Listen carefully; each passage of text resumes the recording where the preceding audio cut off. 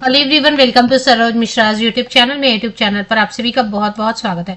भाई, नई वैकेंसीज एक के बाद एक आ रही हैं। ग्रेजुएशन बेसिस पर, स्नातक बेसिस या पोस्ट ग्रेजुएशन बेसिस पर अप्लाई कर सकते हैं। ऐसी बहुत सारी वैकेंसीज बैक टू बैक आ रही हैं।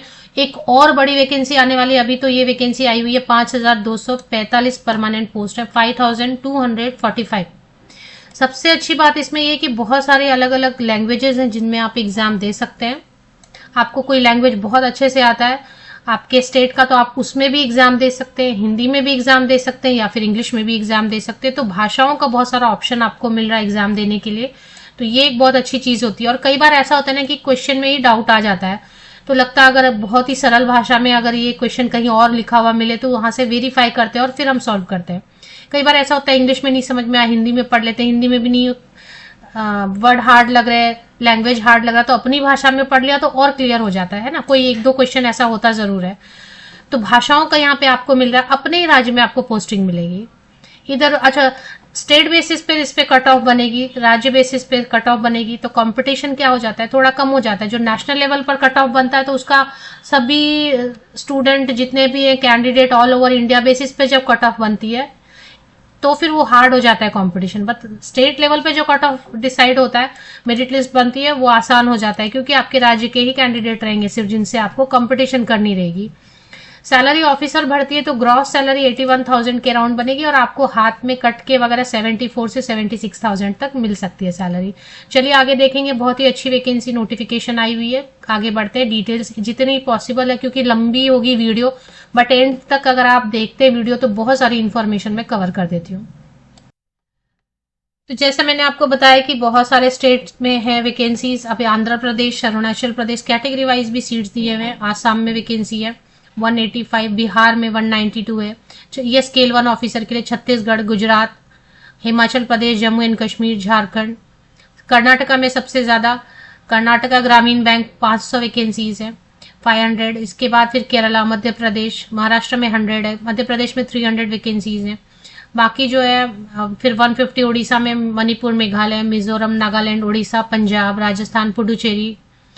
सबसे ज्यादा फिर राजस्थान में 500 टोटल वैकेंसीज दिखाई दे रही हैं। इसी तरीके से फिर जो है हरियाणा में है, फिर तमिलनाडु में 200, तेलंगाना में 225, त्रिपुरा, उत्तर प्रदेश में 500 वैकेंसीज है, उत्तराखंड, वेस्ट बंगाल 50। तो मतलब इतने सारे वैकेंसी स्केल 1 ऑफिसर की। इसके बाद स्केल 2 ऑफिसर की वैकेंसीज है। मतलब बहुत सारे राज्यों में जो है भर्ती के मतलब ये मिलेंगे, आपको सीट्स मिलेंगे। तो नोटिफिकेशन स्केल 1 ऑफिसर की है, स्केल 2 ऑफिसर की है, स्केल 3 ऑफिसर की है। और नोटिस जो है रिलीज हुई है वो आपको पता चल गया होगा। कल मैंने एक शॉर्ट नोटिस बनाई थी। और वैसे भी नोटिफिकेशन तो अलग अलग माध्यम से मिल जाते हैं। Institute of banking personal selection IBPS जो है वो करवा रही है कॉमन रिक्रूटमेंट्स। RRB में, रीजनल रूरल बैंक में, ग्रामीण बैंकों में, जो कि मैंने आपको जितने राज्य जहां जहां पे ग्रामीण बैंक हैं और पोस्टिंग मिल सकती है वो सारे लिस्ट आपको बता दिया। हर राज्य के हिसाब से मेरिट लिस्ट बनने वाली है। तो आप ऐसे भी देख सकते हैं, अगर आपको किसी दूसरे स्टेट में आपको लग रहा है ज्यादा वैकेंसी और वहां का लैंग्वेज आपको और हिंदी या इंग्लिश का, तो ऑप्शन आपको सभी जगह मिलेगा। तो रीजनल रूरल बैंक में, RRBs में वैकेंसीज हैं। इसके लिए ऑफिस असिस्टेंट के लिए अलग से मैं वीडियो बना दूंगी क्योंकि ये ऑफिस असिस्टेंट पोस्ट अलग टाइप का है और ऑफिसर पोस्ट अलग है, स्केल 1, स्केल 2, स्केल 3। तो आपको स्केल 1 के लिए 81,000 सैलरी मिलती है। कोई भी ग्रेजुएट इसमें आवेदन कर सकते हैं। 1 सितंबर से, आज से ही इसकी नोटिफिकेशन भी आई हुई है डिटेल्ड, और साथ ही साथ ऑनलाइन अप्लाई भी कर सकते हैं 24 सितंबर तक। इसके लिए आपको एग्जामिनेशन की जो डेट रहेगी प्रीलिम्स के लिए ऑफिसर के लिए, नवंबर या दिसंबर में रहने वाली है। और जो इसके ऑनलाइन एग्जामिनेशन होंगे, प्रीलिम्स के बेसिस पे शॉर्टलिस्टिंग होगी ऑनलाइन एग्जामिनेशन के लिए, वो दिसंबर में रहेंगे या दिसंबर या जनवरी में ऑनलाइन एग्जामिनेशन हो सकता है। दिसंबर या फरवरी में बता रहे हैं। और जॉब जो ज्वाइनिंग लेटर आपको मिल जाएगा जो फाइनली सिलेक्टेड कैंडिडेट हैं उनके लिए फरवरी या मार्च में। और एक इंटरव्यू भी होगा, मतलब कि एक प्रीलिम्स होगा, फिर मेंस होगा, फिर इंटरव्यू, 3 राउंड होंगे।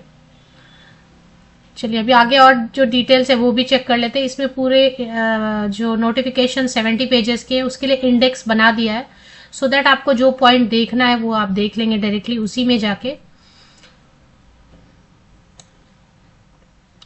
स्केल 1 ऑफिसर जिसकी बात हम कर रहे हैं और एक ऑफिस असिस्टेंट, इसके लिए इंटरव्यू नहीं है, इसके लिए सिर्फ जो है 2 ही स्टेज है, ऑनलाइन एग्जामिनेशन है और प्रीलिम्स है।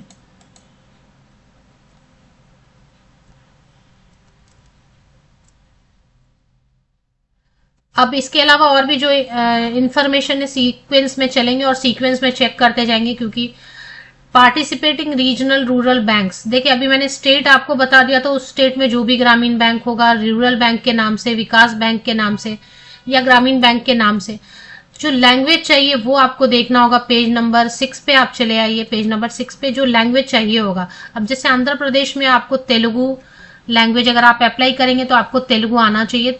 तेलुगु आपने पढ़ा है, अगर ये प्रूफ है आपके पास, आपके मार्कशीट में, सर्टिफिकेट में प्रूफ है, 10th में या 8th से लेके कहीं भी प्रूफ है अगर आपके पास कि आपने ये लैंग्वेज पढ़ा है, फिर तो ठीक है अप्लाई करते वक्त। या नहीं है अगर प्रूफ कि आपने ये लैंग्वेज पढ़ा है, ये भाषा पढ़ा है आपने स्कूल लेवल पर या कॉलेज लेवल पर, तो फिर आपको इसके लिए एक टेस्ट, प्रोफिशिएंसी टेस्ट का टेंशन रहेगा, और वो प्रोफिशिएंसी टेस्ट जो है सिर्फ क्वालिफाई करना रहेगा कि हाँ आपको। तो हर स्टेट का जो आपको देखना होगा कि कौन कौन से ऑप्शन दिए हो, इसमें से कोई तो भी एक लैंग्वेज या तो आपने पढ़ा हो जिसका एविडेंस है, कौन कौन से लेवल पे पढ़ा हो ये मैं आपको दिखा देती हूँ। अगर नहीं पढ़ा है तो एक प्रोफिशिएंसी टेस्ट आपको लैंग्वेज के हिसाब से पास करना होगा। तो ये आपको पेज नंबर यहाँ पे देखेंगे अगर तो 3 लिखा हुआ है, अगर इधर देखेंगे आप तो पेज नंबर 3 लिखा हुआ है, और अगर ऊपर में आप देखना चाहते हैं यहाँ पे जो लिखते हैं तो पेज नंबर 6 ऑफ 70 लिखा है। तो लैंग्वेज जरूर चेक कर लें और अपना सर्टिफिकेट जरूर निकालें, आपने पढ़ा है या नहीं पढ़ा है। चलिए नेक्स्ट जो है देख लेते हैं आगे। नेशनलिटी तो वही है, Indian of citizen of India होना चाहिए वगैरह, वो सब ठीक है। एज की क्राइटेरिया जो सभी कैंडिडेट कहते हैं कि आप एज पहले बता दिया करें, तो स्केल 1 ऑफिसर या असिस्टेंट मैनेजर की जो पोस्ट है 18 से 30 साल तक के जनरल कैंडिडेट के लिए जो है, अनारक्षित वर्ग अनरिजर्व जिसको आप बोलते हैं। अगर एज की कैलकुलेशन में प्रॉब्लम हो रही है, नहीं समझ में आ रहा है कि कैसे कैलकुलेट, तो फिर क्या करना है, ये डेट 2 रेफरेंस के लिए दिए हुए हैं, इस डेट के बीच में कहीं पर या इन्हीं 2 डेट पर आपका डेट ऑफ बर्थ है, आप जनरल कैंडिडेट है अनरिजर्व, तो आप एज के हिसाब से बिल्कुल एलिजिबल है स्केल 1 ऑफिसर के लिए। इसके लिए मैं अलग से वीडियो बना दूंगी। स्केल 2 और स्केल 3 में थोड़ा एक्सपीरियंस मांग रहे हैं, इसमें 2 साल का एक्सपीरियंस, इसमें 5 साल का एक्सपीरियंस शायद, और इसमें 0 एक्सपीरियंस के साथ ये वाली पोस्ट जो है आप अप्लाई कर सकते हैं। तो अभी एज की कैलकुलेशन के लिए कट ऑफ डेट आपको क्या लेनी है, कौन सी डेट कट ऑफ डेट लेंगे, 1 सितंबर 2025, 1 सितंबर 1 सितंबर 2025 आप कट ऑफ डेट लेंगे एज की गणना करने के लिए, कैलकुलेशन करने के लिए। SC/ST कैंडिडेट 5 साल जोड़ेंगे, मतलब 18 से 35 साल हो जाएगा, 18 to 35 ईयर्स SC/ST कैंडिडेट के लिए, है ना। स्केल 1 ऑफिसर की मैं बात कर रही हूँ। अगर OBC नॉन क्रीमी कैंडिडेट है तो 18 से 33 साल, 18 to 33 ईयर्स। अगर आप PWD कैंडिडेट है तो 18 से 40 साल, है ना, इस तरीके से। और भी एज में रिलैक्सेशन है, एक सर्विसमैन के लिए वगैरह।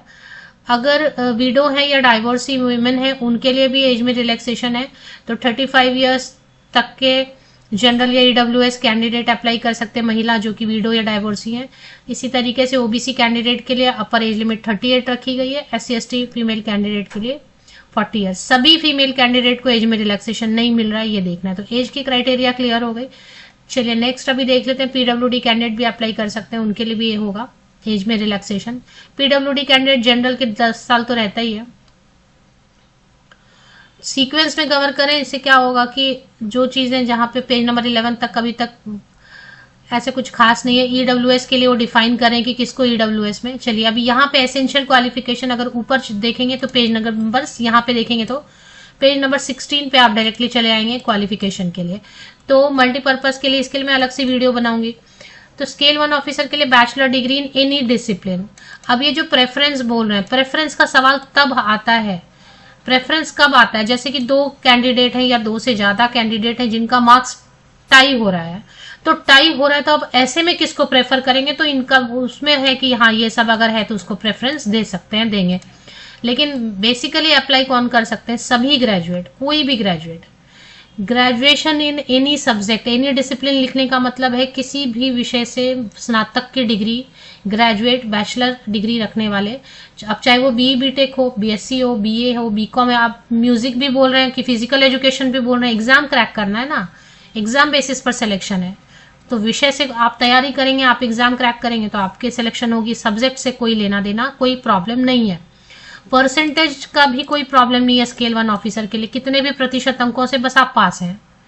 एक्सपीरियंस में नील रखा हुआ, यहाँ पे देखें डॉट डॉट डॉट किया, एक्सपीरियंस नील रखा है, नो एक्सपीरियंस। स्केल 2 में 2 साल का है तो वो छोड़ देते हैं, हम वो कवर नहीं करेंगे, क्योंकि जिनके पास एक्सपीरियंस है वो तो प्रमोशन टाइप का हो गया फिर, है ना। स्केल 2 में स्पेशलिस्ट में, चलिए तो ये जो स्केल 1 ऑफिसर ये सभी के लिए, चाहे आप ग्रेजुएट हैं, पोस्ट ग्रेजुएट हैं, किसी भी विषय से हैं। हालांकि ऑफिस असिस्टेंट भी सभी के लिए। अब आप कहेंगे इसमें भी ग्रेजुएट अप्लाई करेंगे और इसमें भी, तो दोनों में फर्क क्या रहेगा?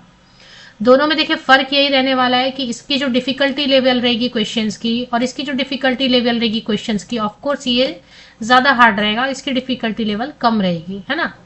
प्रश्नों का जो लेवल रहेगा उसमें डिफरेंस करके वो सिलेक्शन करते हैं, क्योंकि ग्रेजुएशन तो दोनों में मांगा है। प्रोफिशिएंसी अब इसमें स्टार मार्क किया है, स्टार मार्क में जाके देखेंगे कि क्या बोल रहे हैं, है ना। लैंग्वेज जो दिखाया ना मैंने आपको, राज्य के बाजू में लास्ट कॉलम में स्टेट के हर इसमें लिखा हुआ था लैंग्वेज, तो उसके लिए वो स्टार में जाके चेक करेंगे कि क्या लिखा है। ये देखें यहाँ पे लिखा है, ये लैंग्वेज वाला पार्ट ठीक से समझना है। पेज नंबर 18 अगर आप ऊपर देखेंगे तो, कि प्रोफिशिएंसी में क्या मांग रहे हैं। कैंडिडेट जिन्होंने ऑलरेडी पढ़ाई की हुई है स्टैंडर्ड 8 में या स्टैंडर्ड 8 के ऊपर, तो कोई भी प्रूफ है आपके पास, स्टेट 8वीं से लेके अभी तक में कोई भी आपने ऐसा एग्जाम पास किया है जिसमें आप प्रूफ एज एविडेंस दिखा सके, या स्कूल का भी आपने मार्कशीट रखा हुआ है, तो वो आपको दिखाना होगा कि आपने वो पढ़ा है। अब जैसे कि आप तेलुगु लैंग्वेज के साथ करना चाहते हैं या आप उर्दू के साथ करना चाहते हैं, या अगर आपको कोई भी लैंग्वेज का नहीं है प्रूफ, तो इंग्लिश भी चलेगा, हिंदी भी चलेगा, है ना। तो फिर आपको वो हो गया, तो फिर आपको लैंग्वेज प्रोफिशिएंसी टेस्ट नहीं देनी होगी। और अगर नहीं है, फिर ऐसा कोई प्रूफ नहीं है, तो फिर एक लैंग्वेज प्रोफिशिएंसी टेस्ट भी फिर एक और एक्स्ट्रा आपको एग्जाम देना पड़ेगा। He will be given a time of 6 months from the date of to acquire the proficiency.